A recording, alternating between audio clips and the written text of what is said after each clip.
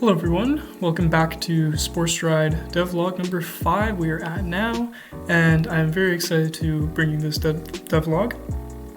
I know there's been quite a delay. I'm sorry about that. I was on a couple of trips and then school started up again recently, so it's been hectic these last few weeks, but we are back now and I'm starting off this video by trying something a bit new. So I'm trying to do a voiceover today, and what you're watching right now is me working on the first level for the game.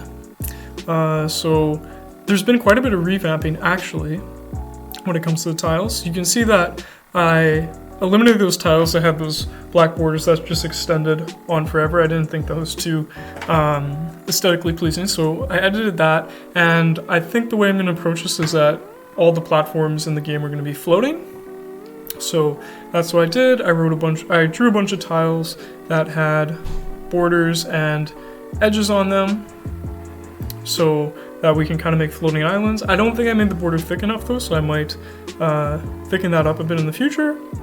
But I also worked on some decorative elements. As you can see, I got vines on some of the tiles now and bits of grass and mushroom. So the process when it comes to making these levels is actually going to be somewhat intense because I haven't written any sorts of tools for the level editor like things we have in Unity where you can just select a rectangular area and then fill that entire area in with a specific tile, or any sort of way that would dynamically select the correct tile border that we need for the area. So as you can see, I'm just sort of having to place everything one by one, which it'll work for this project, but in the future it's going to be something that I am definitely going to change. Yeah, so you can just see me working out, sort of figuring out as I go along. At first I might do a bit more advanced planning on pen and paper for some of the future levels. Yeah, but there's a lot that we need to cover today in this video, and we're going to go back to a live devlog right away here. I just thought I'd give this voiceover thing a try and sort of, I think it's kind of neat to see sort of the sped up process of making an actual level in the game with the level editor that I created. Yeah, so we're almost done here, and I will see you back in our live recording.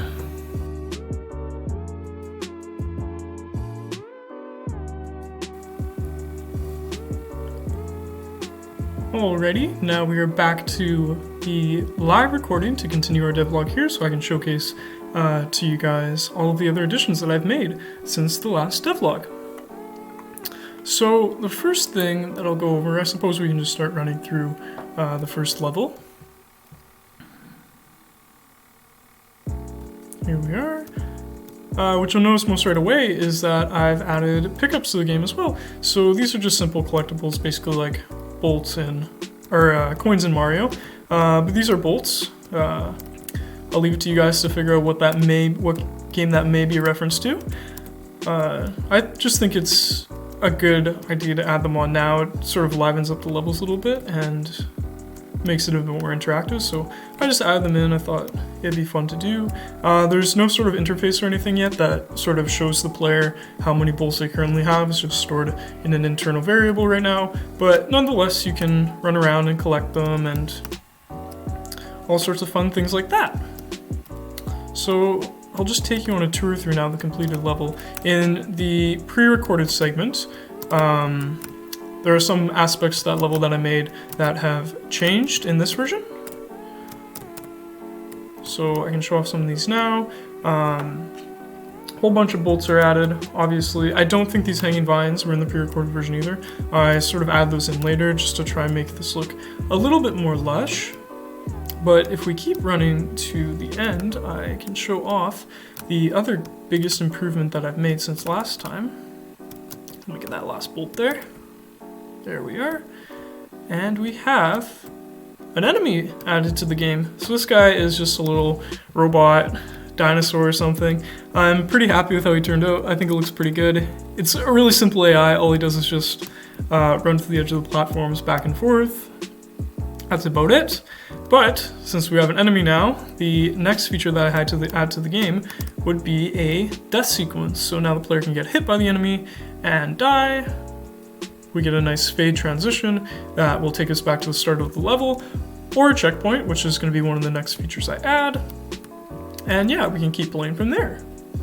So that's one of the fail states that I've implemented for the player.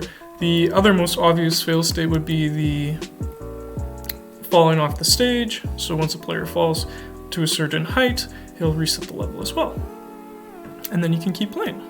So those are the major additions that have been added to the game for this time around. So I made graphical improvements, I sort of fleshed out the first level, we added a first enemy type to the game, we added pickups, and we added for the fail states for the player. I can show off really quick how I added that fail state idea where they fall off the stage, that sort of kill line is what I call it. So if we boot up the level editor here real quick, say we have a simple platform, we'll just build right here. Simple platform, add the player on there, and then if we keep scrolling down through our list of tiles, you see we have the enemy and we have the bolt pickup that I just added to the game. We have this tile here called the kill line. So if we place it in, it'll put a red bar at the level where we placed the tile, and then once we save this level and load it up into the game, we'll keep track of where this tile is, and then once the player crosses that line, it will reset the level. So I think that's probably the most interesting issue that I had to solve for this. Adding the enemy and adding the bolts were both quite simple because I already wrote a collider for the enemy, so it was just a simple matter of checking whether the enemy is going to be on a tile when they keep walking, and then for the bolt tile, it's a similar case. The player just has to make a check when it's resolving its collisions, whether or not it's collided with a pickup. And that is about everything that I would like to showcase for this one.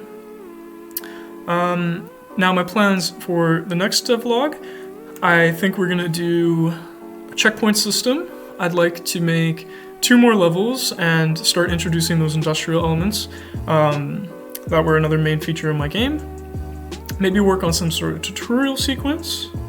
And I would like to add a couple more enemy types. I'm thinking one that shoots projectiles and another that's flying, because I'd like to sort of make the airspace more lively in the game, if you will. So thank you very much for watching. I hope you enjoyed this one. Again, I apologize for the delay. It's been almost a month now, I think, since the last devlog. Unfortunately, these devlogs probably will come out now on a monthly basis. I know when I first started, it was like 1 to 2 weeks, but now that university has started again, it will be about a month, but I am trying my hardest to stick with this project, and I hope that you stick with me as well for it. Like I said, thank you very much for watching, and have a nice day. Bye-bye.